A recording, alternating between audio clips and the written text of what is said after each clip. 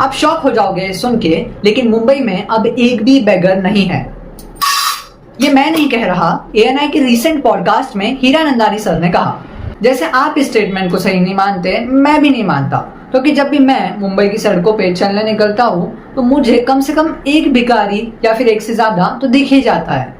And I know हम सबको दर्द होता है जब भी हम कोई सैड सॉन्ग पे वो एडिट देखते हैं गरीबी का, जिसका टाइटल होता है after 75 years of independence India still has poverty.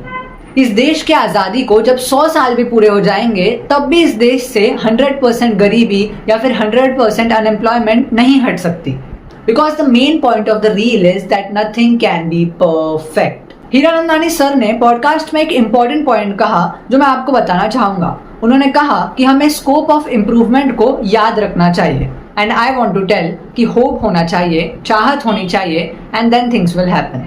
अगर आप हीरानंदानी सर को टैग करके या शेयर करके ये रील उन तक पहुंचाते हो तो वो भी मेरे ओपिनियन के साथ एग्री करेंगे, क्योंकि मुझे लगता है उन्होंने पॉडकास्ट के फ्लो में ये चीज कह दी। बिकॉज पॉडकास्ट में ये स्टेटमेंट देने से पहले उन्होंने संजीव सान्याल सर के स्टेटमेंट पे कहा था कि वो एक्सट्रीम है, and the statement of Sanjeev Sanyal sir was that judiciary is the biggest hurdle for India's growth. Hiranandani sir की भी स्टेटमेंट इसी की तरह एक्सट्रीम थी और वो इससे एग्री करेंगे। I have huge respect for both Hiranandani sir and ANI because what they have achieved and what they do is not easy in any way. Hiranandani sir पहले से बहुत सी सोशल एक्टिविटीज करते ही है और इसीलिए मैं उनसे एक रिक्वेस्ट करना चाहूँगा, अगर उनका ग्रुप अवेयरनेस क्रिएट कर सकता है गरीबों के बीच में कि जो स्कीम्स उनके इम्प्रूवमेंट के लिए बनाई गई है वो उन तक पहुँचे तो बहुत ही अच्छा होगा।